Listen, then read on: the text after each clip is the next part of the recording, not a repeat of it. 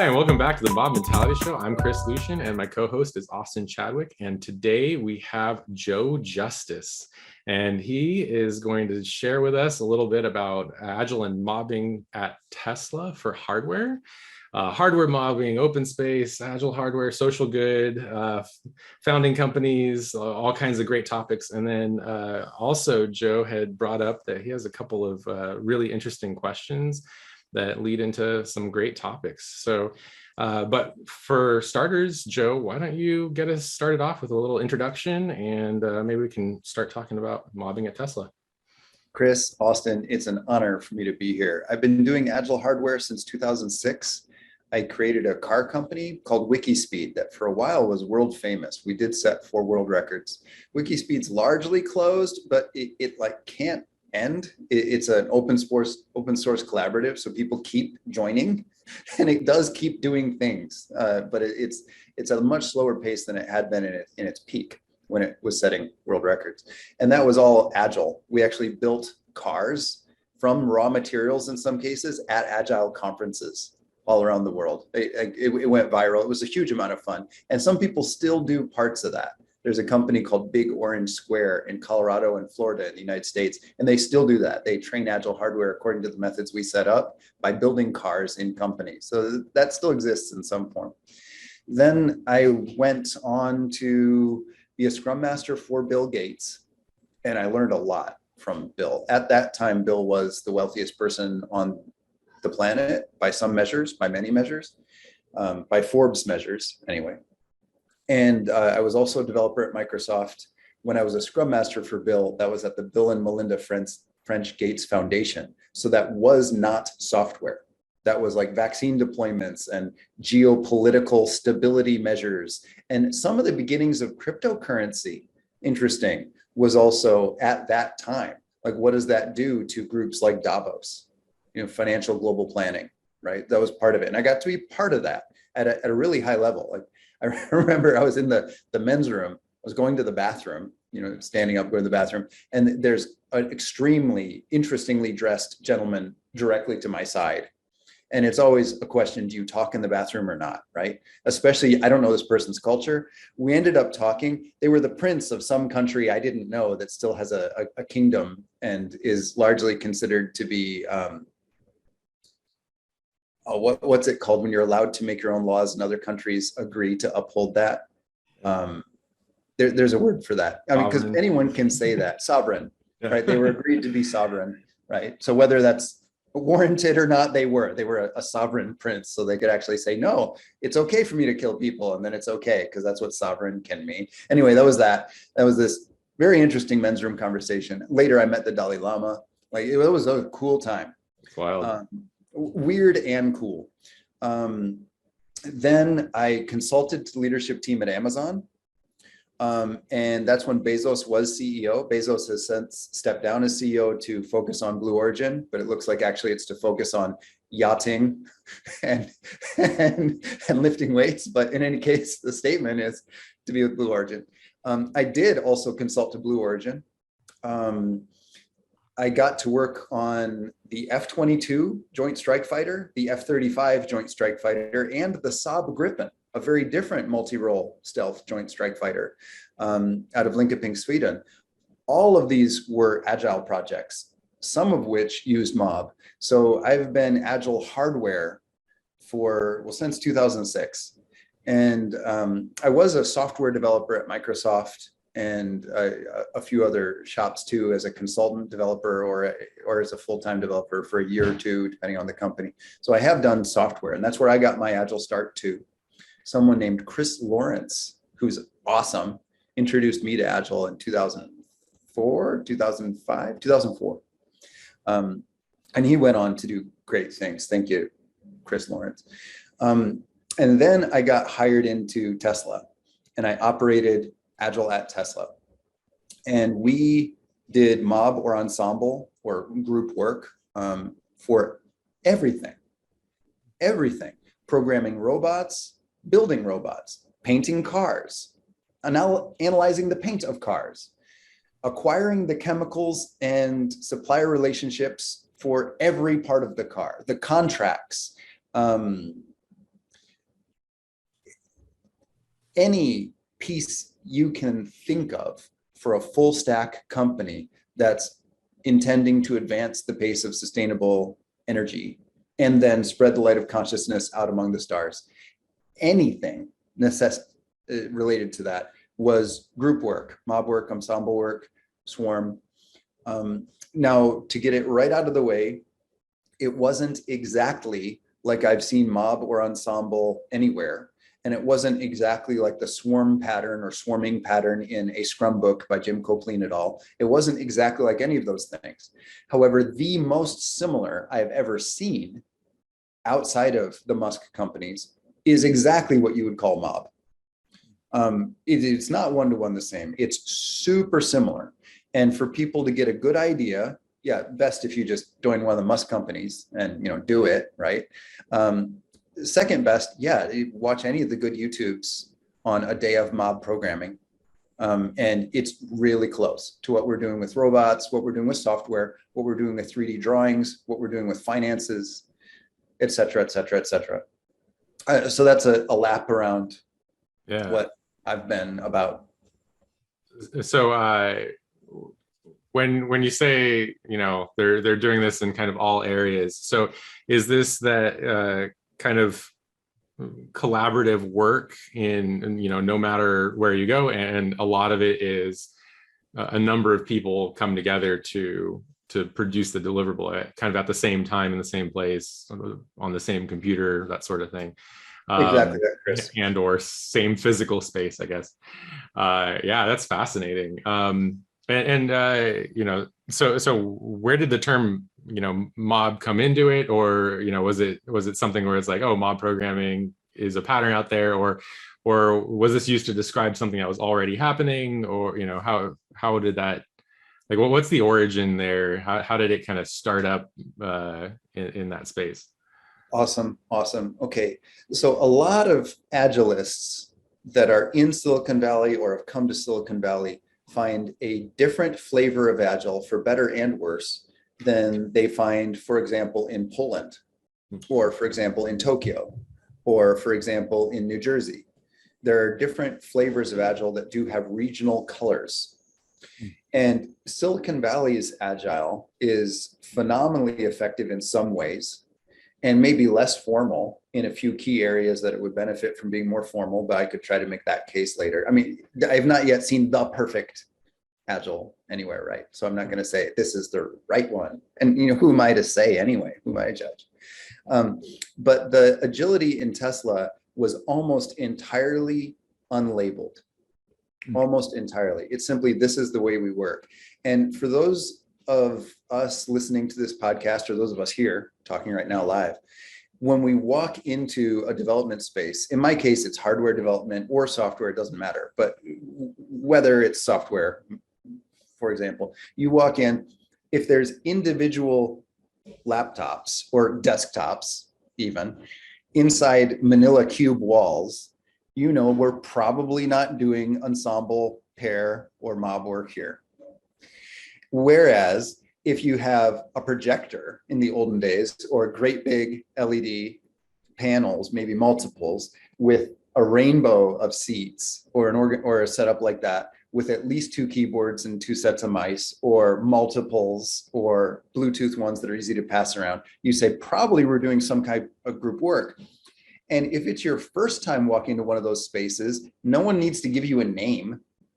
You're just like, well, this is the only place for me to work, I think. So I guess I'll try to figure out what's going on. And maybe there's a timer with a goal statement, and you say, I guess that means something. Well, a few hours into it, you're kind of into the rhythm, whether anyone named it or not. Well, that is exactly how the Musk companies are operating now. Remember, they've been going at this for more than 20 years now.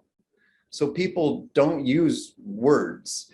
One of the pieces that was so strong for me coming to Tesla in 2020, I mean, I'd been working with Tesla on a consulting basis, a talking basis, since 2010. But finally joining the company as a full-time employee, I saw how they have evolved their own flavor, because they have more than 100,000 employees doing these mobs now. So absolutely its own culture, has created and reinforced, and they don't need to train it. When you have 100,000 people operating in a fairly highly tuned way, I was shocked by how good it was. You just join, and that's faster than having someone train you or label it. So something I've done since then is try to say, here's the nearest word I know of to point the way, and say, the Musk companies really look like they're doing good things. It looks like they're fast. It looks like it's fun. It looks like it's now sustainable, efficient. It's changing the world. It's worth looking into what they're doing. What's near that people know about? And I'd say Mob. But inside Tesla, it was absolutely unnamed. Yeah. So kind of going to the hardware modding. So what does modding in hardware look like? I guess compared to what you know of software, ensembles, mobs, anything like that. Awesome point, Chris. Whatever the goal is, the means to add value towards that goal need to have at least two, so you can at least have a pair. So if you're wrenching something, you need at least two wrenches. And even if there's only one thing to wrench, pairing and rotation means the other person can do it right away, right? So if you're building robots, the toolkits and instruction sets, you want to make sure there's enough for as many people as can collaboratively add value in parallel without a dependency chain building out. And so that means it looks like mob software. For those of you who've seen mob software, we have a rainbow of people looking at big monitors. Well, CAD, 3D drawing, looks exactly the same because your tool is computers. A lot of finance looks the same. A lot of machine learning looks the same, including auditing using existing machine learning. Of course, developing machine learning looks exactly the same because it's development. A lot of work is digital.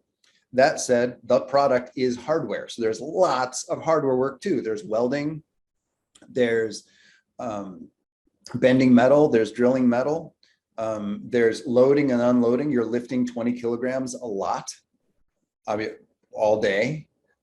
Loading into things, pulling carts, making carts to pull things because you just invented something and you need to figure out how to pull it. So you're making carts for rocket engines and stuff. SpaceX has these really cool pallets to anchor the rocket engines well. And those are all made on site because who makes those for you, right?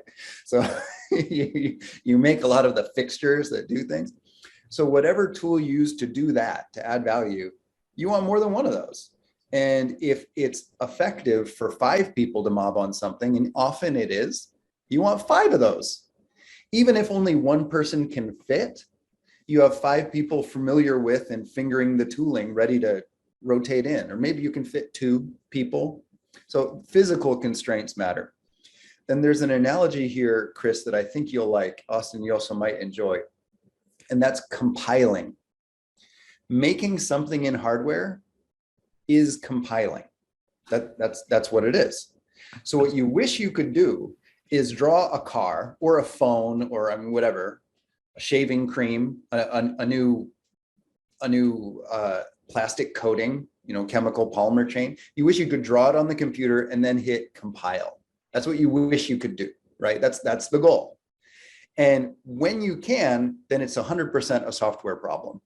You can use autocomplete software as you develop that stack for designing your polymer chain, right? Just like we have to help us do good software, right? Same things.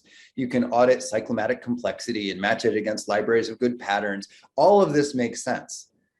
Compiling is the thing. And this is part of what Musk understands.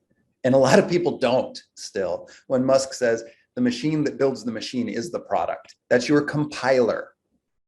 The factory is your compiler. What you wish you could do is just work on the computer. And that way the computer helps you, all these patterns work. That is the goal. Now, whenever you start something, you don't have an automated compiler yet. Like think about physically putting hole punches in cards for punch card development. Like that is a good analogy to what compiling means in a lot of hardware still, right? So there's someone to actually put holes in cardstock, right? Well, in this case, it's someone welding. It's someone checking the welds. It's someone holding an x-ray machine on a gurney to get in the position so you can x-ray the welds, because that's part of quality inspection on most kinds of welding. So that the physical compiling, and in a lot of companies that takes 5 to 7 years, the physical compiling. And this creates then a waterfall. And in fact, it should, because your compile time is so long. But here's the problem. Many companies don't even try to shorten the compile time in hardware. So imagine that if you're doing software and then your compile button takes 5 to 7 years, you'd be exactly the way most hardware companies work, 1-to-1. So of course you'd have like financial approval gates and all this overhead garbage because it takes so long once you hit the compile button.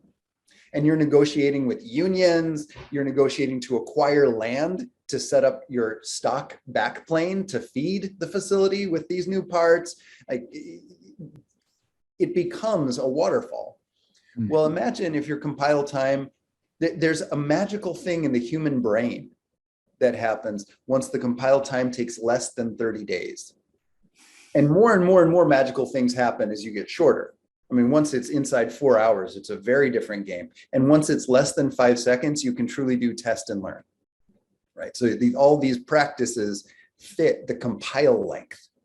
And what Musk has done is ruthlessly prioritize decreasing the compile time to the point where new wiring for the charge port to the battery pack is deployed in production from the concept of maybe we should change this to designed to built to in production. Every car has it in 3 hours.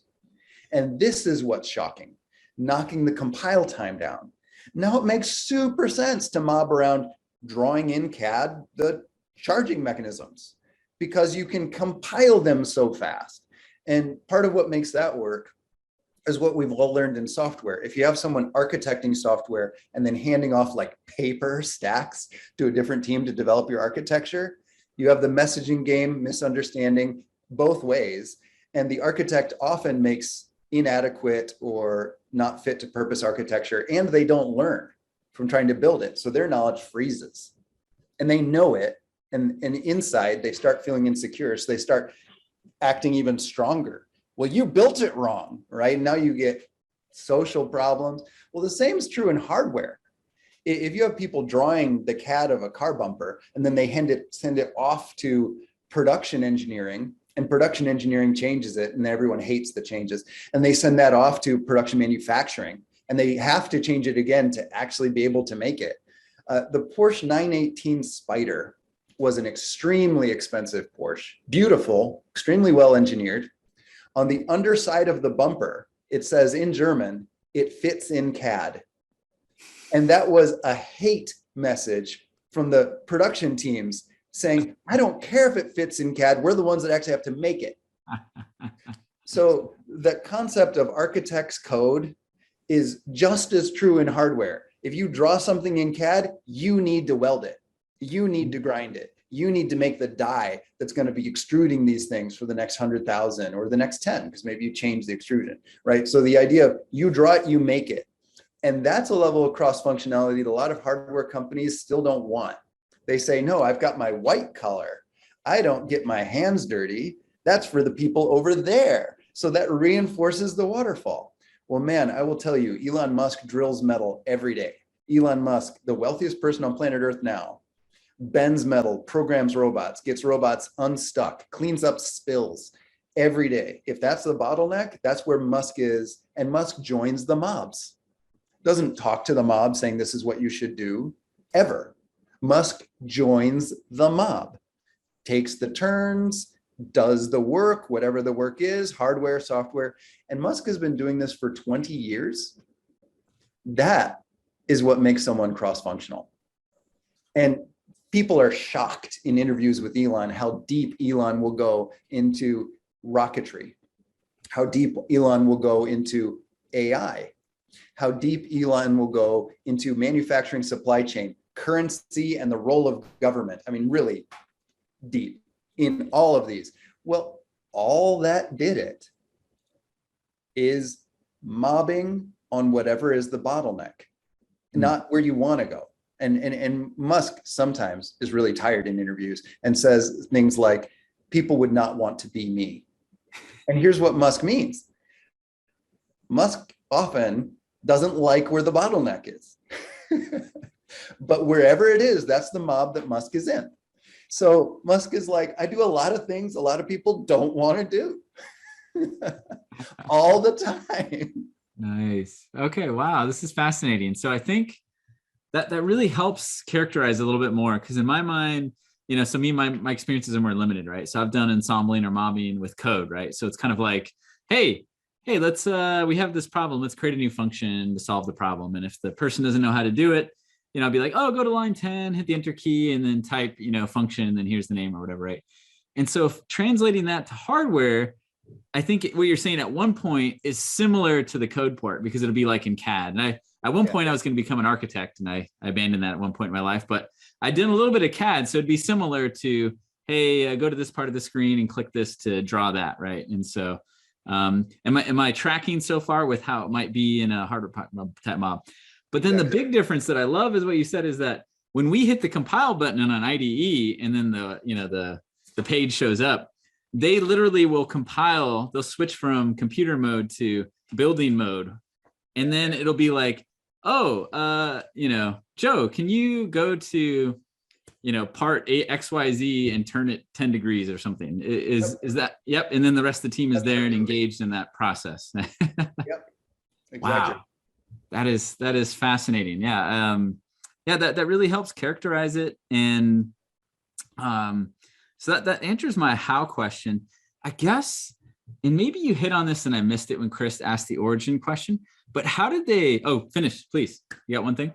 Oh, no. I was applauding the train. I love where you're taking this conversation right now, Austin. Oh, cool. When you might have hit it when Chris asked the origin question, but like, why did it get there? How did it get there to working this way, right? Because for us, I think I heard Woody say it this morning at one point. It was like, people have been discovering mobbing in many different spheres, maybe didn't have a name for it or whatever. What led to this style of work for Tesla, for example, from your experience of being there? Like what led to instead of all working separately, let's design and build together and test together and take turns, navigating. Maybe they didn't use that word, but what led to that discovery to work this way? Awesome, Austin. And this actually leads to a question I've got for Chris and yourself. Musk's top statement about how to work, and by top, I mean most often said, like the prime directive about how to work, is pace of innovation is the only thing that matters in the long run. Not maximum efficiency, not customer delight, not ease of management, not simplicity. All those are benefits and point to pace of innovation is the only thing that matters in the long run. Like none of those that I said are not respected and important. But the one goal for how you work is pace of innovation is the only thing that matters in the long run. Then the next question is, well, then what do you work on? And that's a separate conversation that we could choose to have if you want. I think it's also very interesting. But first, why mob? Why ensemble? Why group work? Why not only pairing? Why mob, right? Why not just two people? Or why not alone work? Well, if you are ruthlessly pursuing pace of innovation is the only thing that matters in the long run over all others, even if in the near term it's more expensive, even if in the near term it's more complex, which often it's not, by the way, but even if it were, that naturally says, where's the bottleneck? Let's dogpile on the bottleneck. Okay, we are now dogpiling on the bottleneck. What is an efficient way to dogpile on the bottleneck? How do we increase the efficiency of our group attack on the bottleneck to pace of innovation? Because that is the only thing that matters in the long run. It's not maximum efficiency of this individual employee. And it's not maximum efficiency of this department, which is a made up concept anyway, and probably a broken, like old fiefdom idea that's easy to think about, like kind of like the Dunbar's number. It's not reality, but it fits our brain. right? So if we throw out these artificial constructs that are likely moving us backwards and holding us back, like departments or directors, like it's definitely not, does it make your director look good? Or even, does this make you look like a better candidate for your next promotion? Like that is so, actually, those have been eliminated by now. Like there aren't promotions in the Musk company. And this has to do with really that pace of innovation is the only thing that matters in the long run. So if you're looking out for yourself in your career, you're missing that opportunity. So they say, how do we make sure everyone's just rich? And, and they do it. It's actually a really cool model. I think a lot of companies should do financially what the Musk companies do, but there are no performance reviews, right? Because then you're worried about your performance review. But as a result, there's no promotions. They just make sure everyone gets rich, which is kind of cool. That's a whole conversation by itself. But in any case, that's why structured practices like mob, like ensemble, like group work and pairing, in some cases, really only two people can fit, because you do have physical constraints. So pairing also, and all the awesome information the extreme programming community learned about pairing. Well, what about if you have two senior people, two new people, a senior person and a junior person? These categories and angles of pairing, even more simple than mob, right? Well, those all get employed when pace of innovation is the only thing that matters in the long run. Then that points me to Austin and Chris, my question. So I teach mob now in hardware. And oh, hello, little people behind Chris. And that points me to one of my two burning questions. When I teach mob for hardware and software now, the second most asked question, well, actually, let's do the first. The top most frequently asked question of me as the instructor is, if you have a driver and a navigator, which you don't have to have these roles in mob, but if you do, and when I teach mob, when I introduce people's first mob, I do a simple version. There's one driver and there's only one navigator, which has pros and cons, but that way the driver, who's their first time as a driver, in almost 100% of the cases, they only have one person to listen to at a time. Then everyone else, 1, 2, 3, maybe 4 people, is in a role that I simply called mob. And the students ask me, well, what does the mob do? Because they're just sitting there. I say, well, you do quality check, you do quality audit. And I don't want you to distract the driver, but you can quietly give advice to the navigator. And you also can do experiments. You can research in your browser, your phone, or if it's in hardware, you can try to fit other things together, or align tools, kit parts so they're ready and in the proper orientation. You can watch how the driver navigator are working. You can line stuff up for them as they go. You can 5S, 7S. And I still get the question, okay, what did we really do in the mob role? Now, part of that is because I've constructed such a simple mob for their first mobs.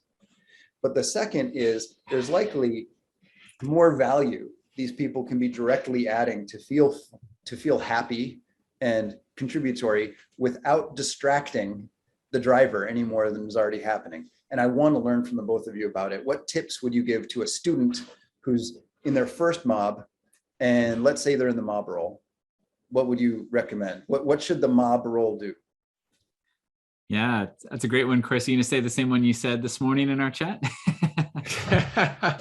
Oh, is that the mob programming RPG? Is that what you're talking about? Yeah. Yeah, that's where mine went. Yeah. And cool. So go ahead, Chris. Yeah. Willem Larson and I were having a chat a long time ago, and we noticed that we had a number of terms like navigator, navigating the navigator, researcher, kind of roles. Anthropologist. One of the newer ones was traffic cop. Willem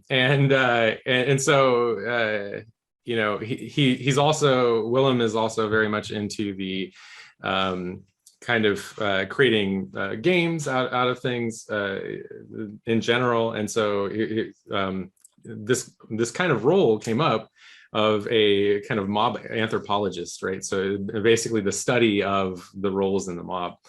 And so it's a really fantastic system, and we'll link it in the show notes for sure as well. But basically each of the roles are outlined, and there are ways to get experience points and level up. And so you start as driver, navigator, and mobber, and then by the end of it, the nose specifically is just looking for refactoring opportunities, like what smells bad, right? They're sniffing, right? They're the nose.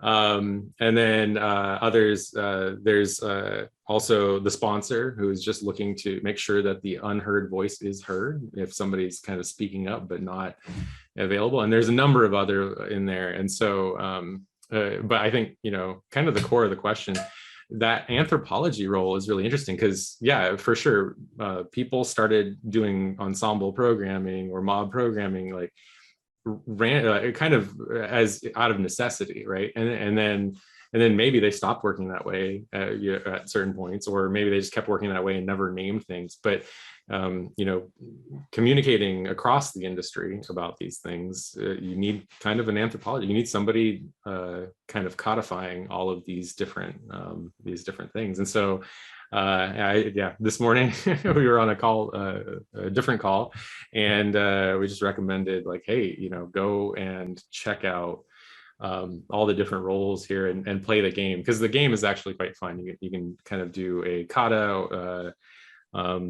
test-driven development or refactoring kata, and you just do it as a mob, but you try and get experience points in these different roles. And one of the ones that really gets people is you get experience points as the driver for ignoring everyone else except for the navigator. And then as the navigator, you deliver that. But as the he ended up calling it the rear admiral, but we used to call it the navigating the navigator. And the rear admiral gets points not for navigating the driver, but for providing assistance to the navigator to help them accomplish something maybe outside of their skill level, that sort of stuff. So some really good things there. Yeah, and I love the game too, because whether you play the game or just get introduced to the concepts, it really people's minds open up to like, oh my gosh, wow. So there's way more than just contributing at the task at hand. I might be researching for the thing that's coming next. Or I think one of Chris's favorites is if he notices, whatever the driver navigator doing could be automated, he'll be automating it or getting ready to suggest the automation. Or one I love interpersonally is I love watching interpersonal interactions and being like, okay, I think, there's some room for growth here and giving each other feedback, or maybe call retro on a topic and help the team, learn something. And so it's just, like you said, if you're optimizing, how did Musk say it? Optimizing for innovation, pace of innovation, right? So if you're not learning something incredibly new that's just totally capturing your attention with what they're doing at the moment, you can start to be like, okay, what's the next thing that's going to increase the pace of innovation for this mob and team, and that could be anything, so yeah, cool. I'm on a roll. I got an awesome answer. So may I ask, is it okay when I'm teaching if I use these concepts? And I did actually even download this picture, level 1, 2, 3, this small picture. May I share that with my students? So Willem published that under the Creative Commons license. And awesome. If you just check the license on the GitHub, a lot of that stuff is there and available. And he regularly takes contributions from other mobs out there as well. And there are a number of other kind of anthropology style stuff. I know that IBM had done one, and a few others that are out there. Jay Bazuzzi has another one. But I particularly like the RPG because it's a game, and you can learn about it, right? I opened the link. Sorry, it started an ad playing, but I opened the RPG link, and I didn't realize it was YouTube, and someone's trying to tell me something. Sorry. Good. Well, Willem, if their contact information is not on that Trello, you shared a Trello link with me just now in the chat. Thank you. If Willem's contact information is not on there, if you'd please put it in the chat, so wherever I put this, I can give attribution. Nice. Yeah, I think the GitHub link that'll get you pretty close to his contact information, and then I'll send you another one as well, and we'll put it in the show notes. And Genius. Awesome. Then the next one is how for my students, how do I prove to waterfall thinkers that it is more efficient to mob than having everyone work alone? I like how Joe's turned this show around on us. I know, right? I feel like I'm being interviewed now. Well, I only had these 2 questions. That's it. You already got one down. Well, I'm going to actually hand off to Chris on this one because, because Chris has had the privilege of having to justify this to management. How many times over, Chris? 3 or 4? Yeah, many times. And, talking to other people about it in their companies and things like that. I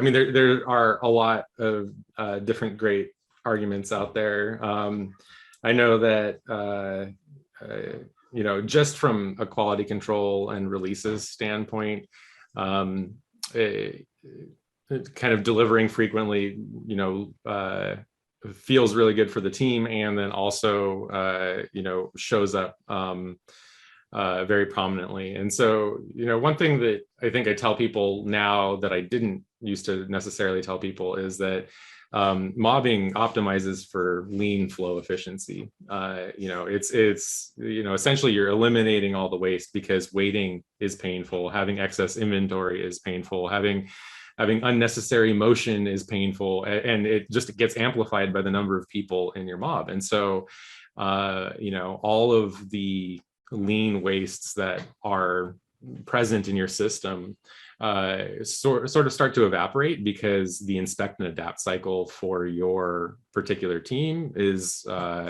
very, very frequently looked at. And so all these like micro problems that might exist on a team working individually that people just deal with day to day. I think when I first started mobbing for the first time, we discovered that a person on the team was spending about 80% of their day on support tickets, and then getting the rest of their work done in overtime. And so it was like, we were able to automate all of that work away and free up their day, so that they were actually spending their day working on new work and things like that. So, the short answer is optimizing for a lean flow efficiency very quickly, but there's all kinds of benefits. People, I really like this graph from Llewellyn Falco, who kind of draws a person's efficiency over time throughout the day, and then overlaps that with somebody else's efficiency, and then somebody else's efficiency. And so somebody's feeling down or tired, you have people that are more alert there too at the same time, and that fluctuates from person to person from time to time. Maybe something really hard is going on in that person's life, and they're not bringing their best work, right? If you have the 4 people there, then the peak efficiency for the team around quality and development is going to be the top of any one person at that time. And so you get the top contribution from all the team. So I really like that graph. And then, there's just a number of other things, but elimination of bugs, like defect count going way down, and being able to spend your time on real work rather than rework, those sorts of things are just really good stuff. So those are some of the answers I might give. Genius. Chris, is there anything you'd like to add to that list, Austin?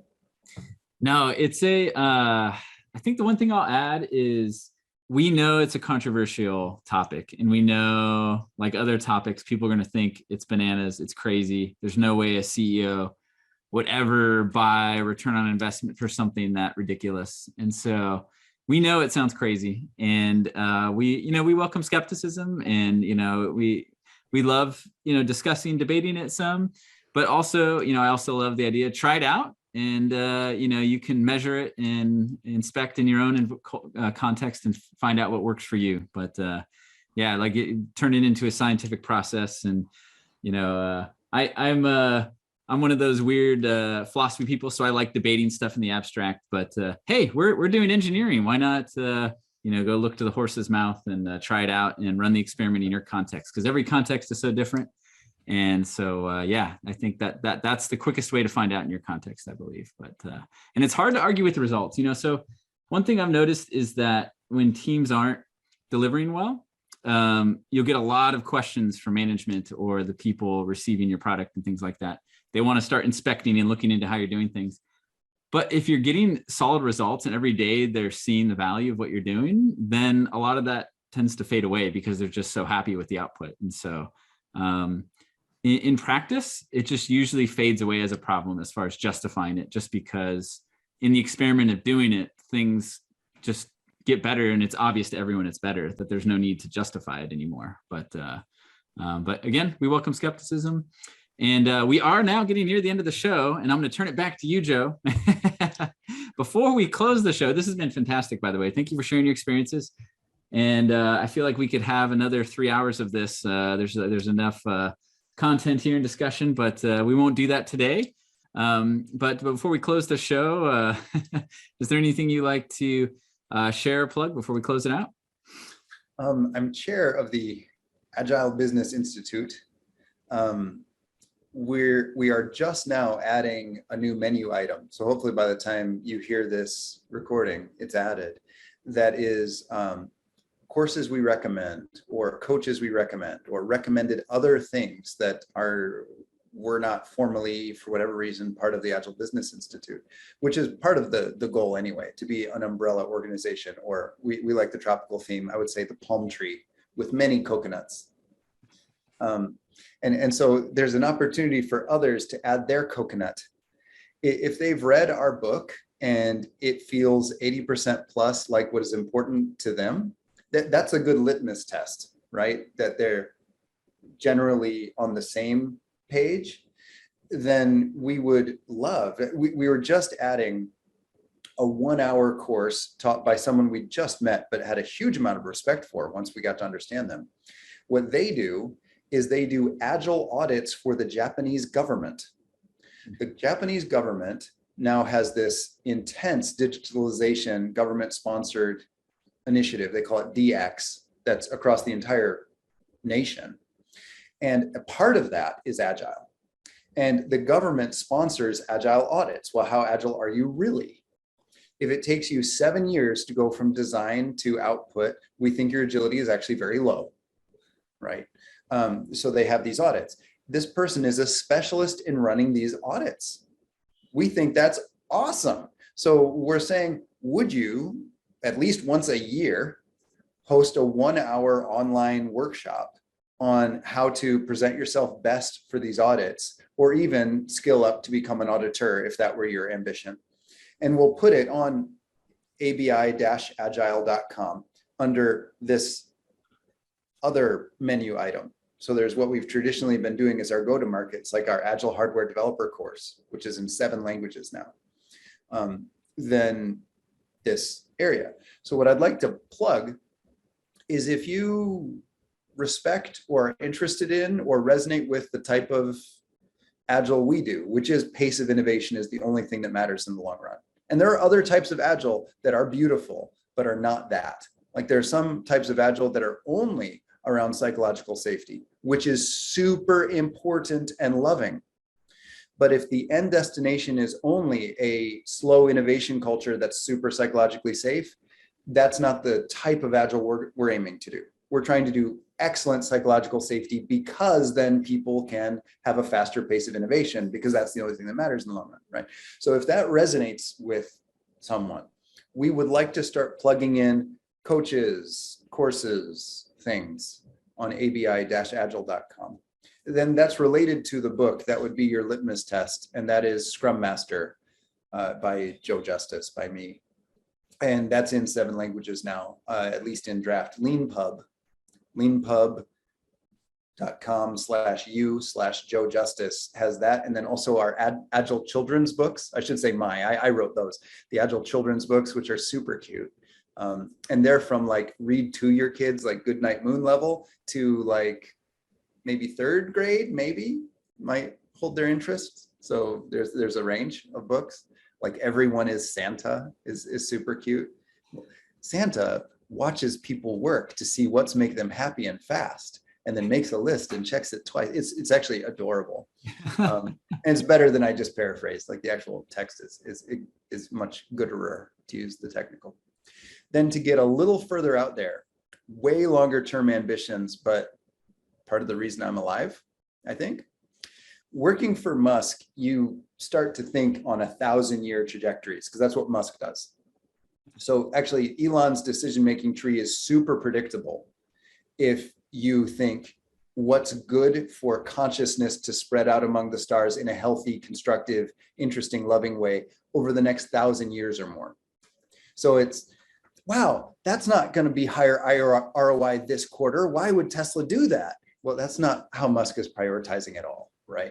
So if you're thinking on 1,000-year timelines, it's very natural. You can anticipate what Musk does. It's actually not challenging. It's quite clear. Well, that starts to rub off on you when you're in the company. So I'm thinking, well, what do I want to have nudged the world towards with my lifetime? You know, even if it's nowhere near the definition of done in my lifetime, right? That's just not even a consideration. Now, interestingly, these long-term timelines make more money now than any other method, right? If you add up all the other car companies' values, market caps, they're about the same as Tesla's value right now. I mean, every other company equals about Tesla now. Interestingly, this not prioritizing money now makes way more money now than any other methods. So what would I like to try to do? I have a wife who struggles with English. She's Japanese, and I struggle with Japanese. I was born in the United States. And my theory is any language that takes more than 3 months for a reasonably intelligent, dedicated, and interested adult of average intelligence to learn is at risk from not becoming the global second language. So right now, the global second language is English. That is at risk. Different forms of Chinese are far and away the global first language by several hundred million.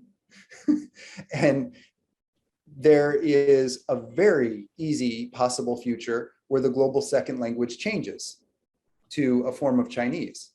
Now, that doesn't bother me at all.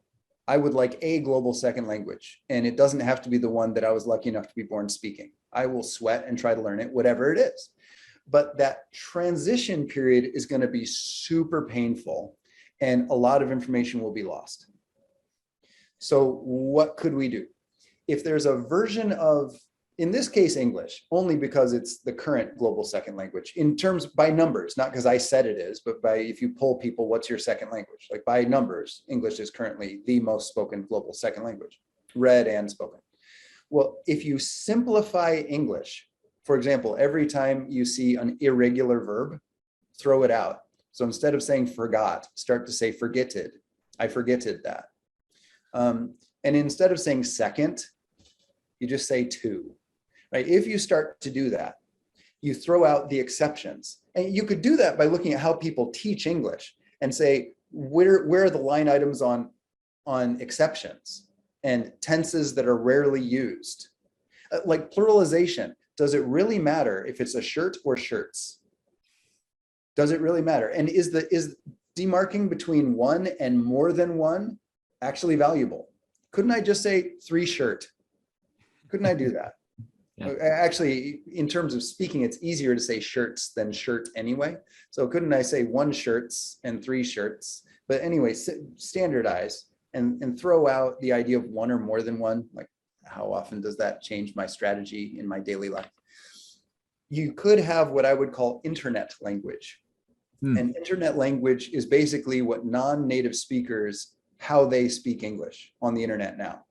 So not Esperanto, which then everyone has to learn, which is awesome, but everyone has to learn and it hasn't caught on and it's already 100 years old. So it didn't take yet. But if you look at people on Discord and how they talk and how they write and how they meme, basically you throw away most of the exception cases and many of the conjugations that don't immediately add value. And it is understandable. That, I think, is the destination for the global second language. So part of why I think I'm alive is to try to make it so when people do speak or write that way, it's not looked down on. It's not any less legal. Contracts could be written that way. And if they're understandable, they're upheld. And if someone speaks that way in a serious presentation, it's not viewed as less educated, which is what makes this Boys and Girls Club. Oh, well, you speak with this accent, so I trust you in business. that misses many of the global collaboration opportunities that would benefit. Pace of innovation is the only thing that matters in the long run. So part of my wish is to nudge with my lifetime towards what I'll call internet language. Nice. That's fantastic. Yeah. Well, thank you for sharing that. That's it's really fun going to that, what you call it, the 1,000-foot level, 1,000 years. 1,000 year. Yeah.